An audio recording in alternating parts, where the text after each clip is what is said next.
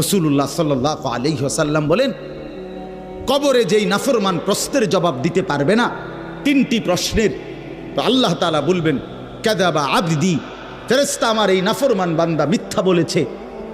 ফাআফরিশুহু মিনান নার ওয়ালবাসুহু মিনান নার, আমার নাফরমান বান্দার কবরে জাহান্নামের বিছানা বিছায় দাও, পরে জাহান্নামের পোশাক দিয়ে আবৃত করে দাও।